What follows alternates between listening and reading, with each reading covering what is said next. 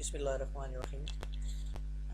Today, we would like to talk about the flow of communication or organizational communication. I'll let you know why the flow of communication is organizational communication. I'm going to explain it in a few seconds. But before that, I'd like to tell you why it is important to understand the flow of communication and why in any organization that organizational communication is nominated as the flow of communication. Because if you remember in my previous lectures of communication skills, we have discussed that even in our daily life, in our informal communication, when we are communicating with our father and our younger brother, our tone and our style do matter a lot. When we are calling our dad, our tone and style would be different, and when we'll be calling our younger brother, our tone and style would be different. So power relation is very important in communication skills, and when we know the real power relations, accordingly we can set our tone, our style and our content that we have also discussed in the 7 C's of communication. By keeping in view the 7 C's of communication, how we can set all these factors to get the communication results more effective. So now we are talking about more formal communication, mean communication in any organization. So our communication on the workplace. So for the business communication students, organizational communication or the flow of communication is very important, same as it is important for the engineers, because they will come to know that how they can communicate properly on the workplace. So to understand the proper communication and effective communication on the workplace and an organization, we need to understand the organizational communication, and we are also calling it flow of communication because in any organization, according to power relation, there are different designations. So some designations are up at a higher level, some at a lower level. So if we take the analogy of the flow of the water from upward to downward, accordingly our water can spread out in different directions. Accordingly, communication spread out in organization in different directions. So that's why we are calling this topic as a flow of communication also. So to understand it, first of all, we need to understand organization. Every organization is connected with a system which is called its hierarchical structure. So why it is important to understand the hierarchical organization structure? Because it will also tell us how the communication is flowing from which side to which side. So basically the hierarchical structure is a chain of command from the top level to the bottom level. Senior management makes the critical decision and they pass down to the lower management and they pass down to the workers. But this is one-sided picture. Sometimes there are few concerns of the low level workers which are sent to the higher level of authorities. So that is also the part of organizational communication. So whether the flow is going from higher authorities to the lower people or from the lower people to the higher authorities, this is all in the organizational communication. So by understanding the hierarchy of any organization, it will be easier for us to understand the power relation between the different stakeholders or between the different designations. So for this, we have one picture, very simplified. This is not so much complex. So there, this is very simple hierarchical structure I am discussing with you, because I don't want to put you in any kind of confusion here. We are concerned about the flow of communication. We are not concerned about management or any organization. So there is simply, for example, there is a CEO, then there are two managers or MDs, then there are different, so they are connected in this chain. Now you can see this chain over here in this flow and in this flow as well. So there is everything linked with one another. So this is a quite simple hierarchy that I have shown you here, but overall the hierarchy is more complex. There are more managers, directors, even MDs, but I'm not concerned about that. That is the subject of management.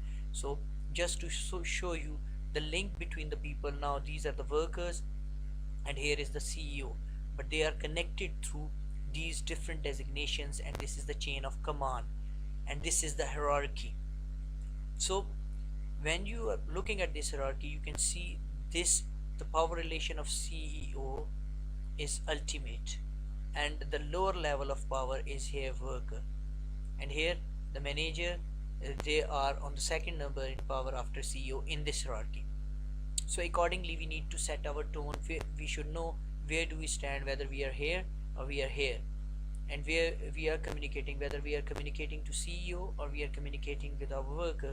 So accordingly we set our tone and content of our communication. So after understanding this, in this organizational structure, we'd like to discuss the two main types of communication. One is external and one is internal communication. External communication is outside the organization. When we are communicating outside from this hierarchy, that is called external communication. And now there is another question. So there are the factories, there are the organization, there are the workplaces. So does it mean that if we are communicating outside the wall boundary of one factory or company, that would be external communication? So the answer would be slightly different, because wall boundary doesn't matter, but this chain of command does matter. That's why I was talking about the hierarchy. If the communication is taking place outside this hierarchy, then that would be external communication. Like we can see here that external communication is a transmission of information between business and another person or entity, or in the company's external environment. Like I am the part of this ABC organization, and when I'm writing a letter to my customer, to my supplier, or any other shareholder, so or my investors, so I am not dealing here within this hierarchy. So that would be external communication. When someone is communicating outside his organization and officially communicating, that would be external communication. And when they are communicating within this hierarchical structure, not only this, mean any company has its own hierarchical structure, that could be complex one, so that may be internal communication, that will be internal communication. So that is inside the organization. Again, the question of the wall boundary. For example, you look here, I like to tell you, you look at one wall boundary which covers a lot of area. Now if in that wall boundary there is one organization which own one factory which own that wall boundary, but they are collaborating with any other company and their office is also over there. Even within that wall boundary, if one company, A company, is communicating with the other company, B company, with which they are collaborating and their office is within that wall boundary, that would be external communication. But if that factory or that company, mean ABC company, if they have different factories or different branches, one branch is in England, one branch is in Saudi Arabia, one branch is in Pakistan.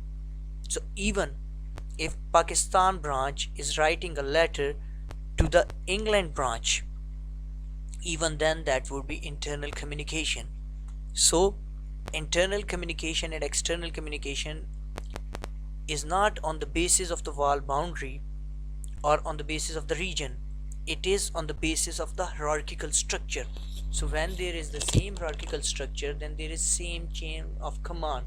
That is what I want you to tell, and you should understand properly that this is the difference between internal and external communication. That doesn't depend on the wall boundary or on the region, but it really depends on the hierarchical structure of that organization. Now this is internal, external, and internal communication. So when we are talking externally, our tone should be neutral and respectful. Whether we are writing the letters to our customers or any other companies with which we are collaborating, our tone would not be so much submissive, but that would be external communication. Now there are different type of so and there's another thing. If we are working as a manager in one organization and we are writing a letter to the director of another organization on the behalf of the manager of your own organization, even then your tone should not be so much submissive, because you are representing your own organization. And even if you are writing to the lower level of your designation, even then your tone should not be so much authoritative. So here you need to keep your tone neutral, whether whenever you are communicating with the other company, whether you are communicating with the senior level or junior level. So in the external communication you need not to bother about this, because the power relation is almost same. When you are representing your company and other person is representing his company, their power relation are almost same, whether they are senior or juniors, because company have made you your representative, your company and their company have made them their representative. So at that time you are talking with one another as a representative, so your tone would be neutral. But whenever you are talking internally, you are communicating internally within your organization, then this hierarchical structure and it does matter a lot. So how the flow of communication is going, which way it is going, accordingly the tone and style and content of our message will be determined. Now there in internal communication there are four kinds of communication: upward communication, downward communication, diagonal communication, and then grapevine. So these first four are more formal communication within our organization. Inside the organization, when we are talking about more formal communication, that would be these four, and grapevine is informal. At the end we would like to discuss about the grapevine. So first we should talk about the upward communication. Upward communication, its flow is from subordinates to superiors. Now let's go back uh, to the hierarchical structure. Mean when this worker is communicating with his foreman or foreman to manager and manager to CEO, that would be the upward communication. The flow is from junior to senior. So in this upward communication, what do we need to understand? Mostly what is the example? Mean whenever any manager is writing the report to his director, so that report would be a kind of upward communication. So upward communication is process of information flowing from the lower levels of the hierarchy to the upper levels, and then this flow is upward, as we have seen in this picture. This flow is upward. Then when someone is communicating with his senior, his tone, mean he is communicating with the people of the higher level, so his tone may be more submissive. It may be more respectful, more submissive. Submissive, it doesn't mean more slavish, but submissive mean very respectful. So let's move on to the second kind of internal communication, that is downward communication. Mean now here when the authorities are sending their decision downwards, or their they want, mean CEO has made a decision and he communicate that decision to the manager and that go to the foreman, and then now this way, or and manager is writing instructions for his foreman. So these are the downwards communication. Here in picture you can see the downward communication. That's why we are calling it flow of communication as well. Just like water, it is flowing in different directions. So now manager to the supervisor, supervisor to the worker. So this is the downward communication. So downward communication is communication where information for message flows from the top of the organizational structure, from the bottom of the organizational structure.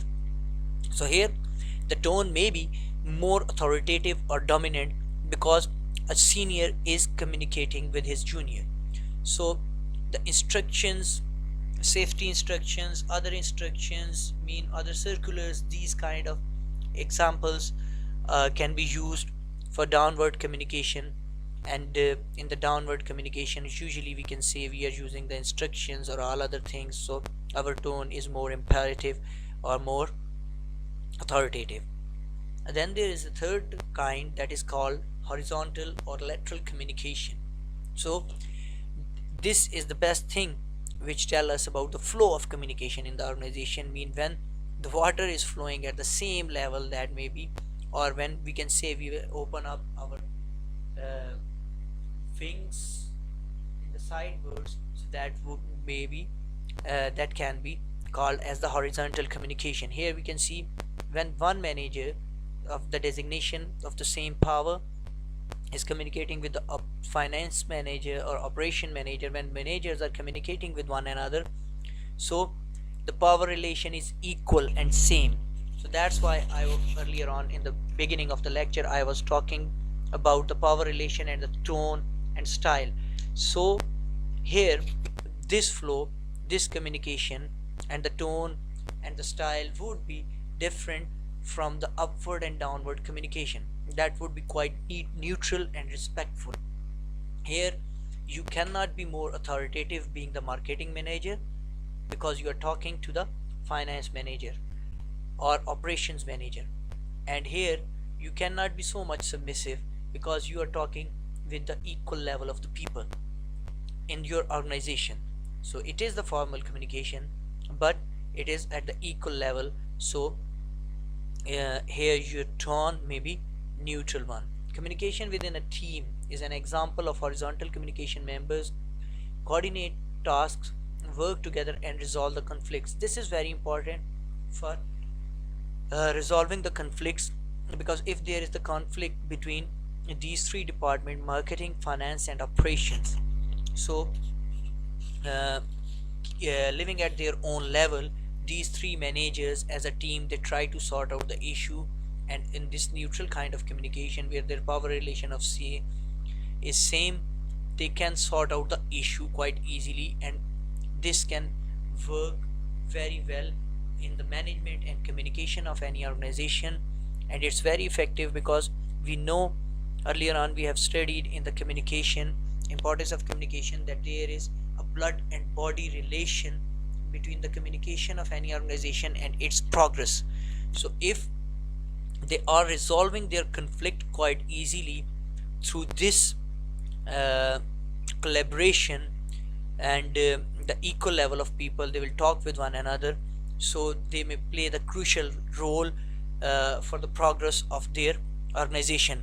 So here, this horizontal communication, its tone and its style, its content, everything matters a lot, and usually it is for resolving the issue, so it's very important.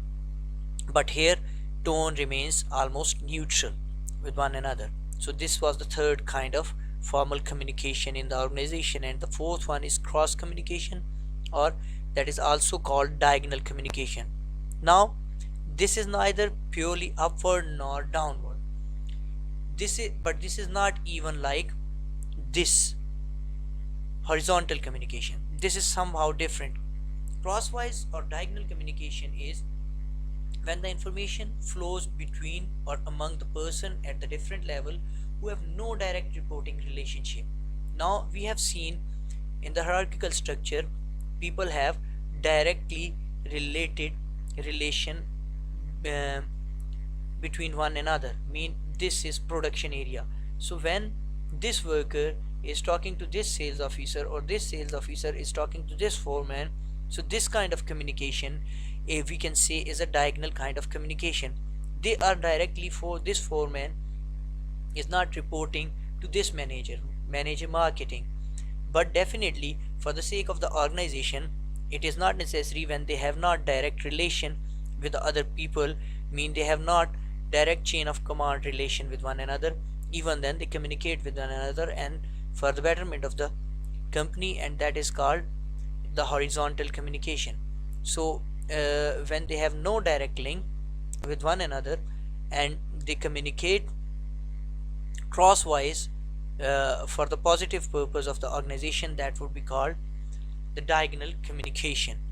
And this type of communication takes place in case of emergency, when there is any emergency. So then that is one organization, one hierarchy.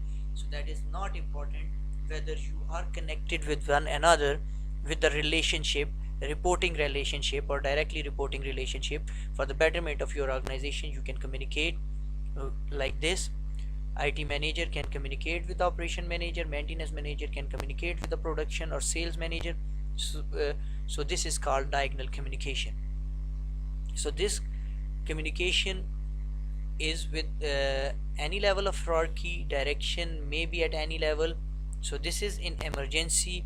So here usually we are not so much concerned about tone.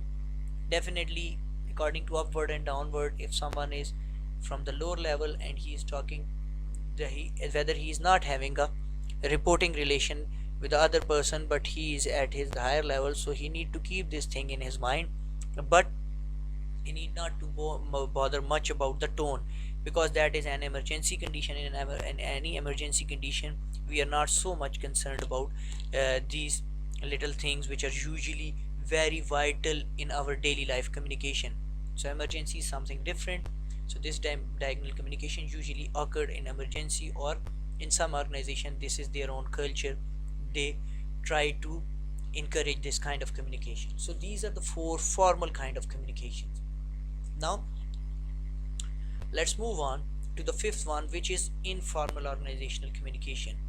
So basically it is characterized by conversations between employees and superiors that do not follow any prescribed structure or rule based system. Earlier on, there is a prescribed structure, predetermined method that we are talking about, their tone and their style. Mean when we are writing reports, we are doing upward communication. When we are passing instructions, those are downward communication. So these are already predetermined, and our tones and style is also predetermined. So this is about formal communication in any organization. Now in on our workplace, when we are talking informally with any other people in our organization, whether they are superior or they are juniors, so usually we are not following then these prescribed rules or structures. So that kind of communication, and nowadays in the modern world, this is encouraged more because this is helping in solving the problems. So this kind of communication is called grapevine communication. And here we don't follow any kind of prescribed structure, rule based system, or any predetermined kind of style in which we need to set our tone and style. So this is usually informal communication, and by this picture we can understand here, we can see in a quite frank mood the people are talking with one another, and this kind of informal communication with one another, which is trying to bring a kind of friendly atmosphere within the organization, that is called grapevine communication.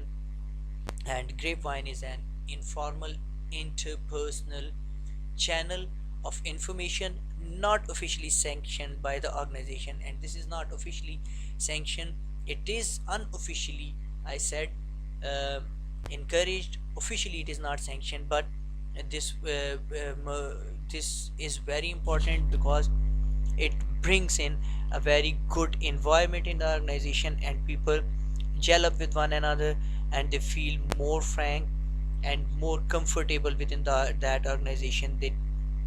This can bring it in short, I can say, a kind of family atmosphere in the organization.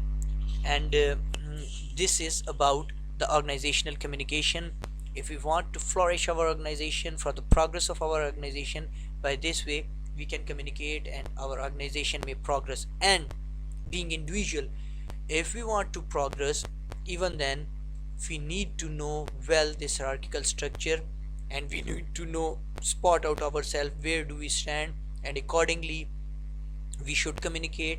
And when we are communicating by living in our own limits and understanding our own power and the power relation with our people, then we can communicate well, we can effectively communicate, and we can get our desired results in form of promotions, in form of our effectivity in the work, and it will also make our good repute in our organization.